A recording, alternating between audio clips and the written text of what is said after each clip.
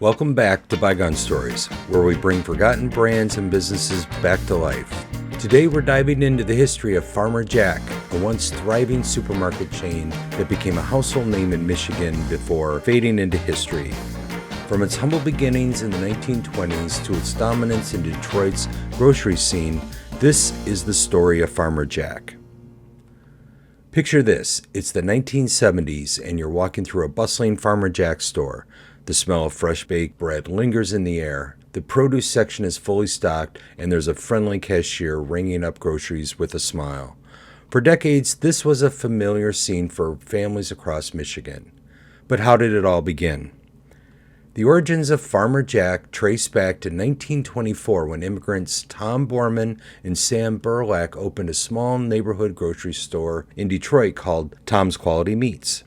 Tom's brother Al Borman joined the business, and soon they were running multiple stores.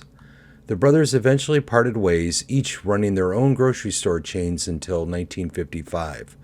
Then they merged their operations into what became Food Fair under Borman Food Stores, Inc. As competition grew in the Detroit grocery market, Borman Food Stores decided to reinvent itself. In 1966, the company rebranded its stores under the Farmer Jack name.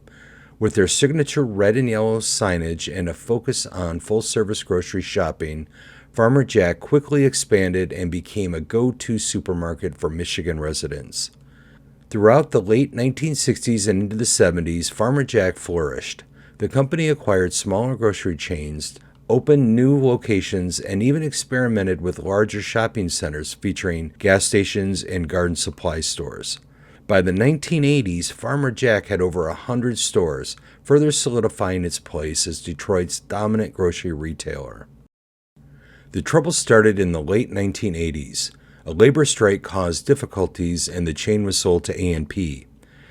However, by the early 2000s, A&P's management failed to invest in updates, while competitors like Kroger and Meijer poured millions into renovations and expansions. Farmer Jack also struggled to keep competitive with the rise of big box retailers. In a desperate attempt, stores rebranded and switched to an everyday low pricing model. But these changes weren't enough. When the last Farmer Jack shut their doors on July 7, 2007, it marked the end of an era for Detroit grocery shoppers. So what remains of Farmer Jack today? If you drive around Detroit, you might still recognize some of the old locations. And of course, for those who grew up shopping at Farmer Jack, the memories remain of handwritten price tags, the signature store jingle, and the friendly cashiers who made grocery shopping feel like a community experience. That's the story of Farmer Jack. If you have memories of shopping there, let us know in the comments or on social media. We'd love to hear from you. You can visit bygonebrand.com to pick up your own Farmer Jack's merch or browse hundreds of other tees. Thanks for tuning in to this episode of Bygone Stories. Don't forget to like and subscribe for more deep dives into the history of lost brands and businesses.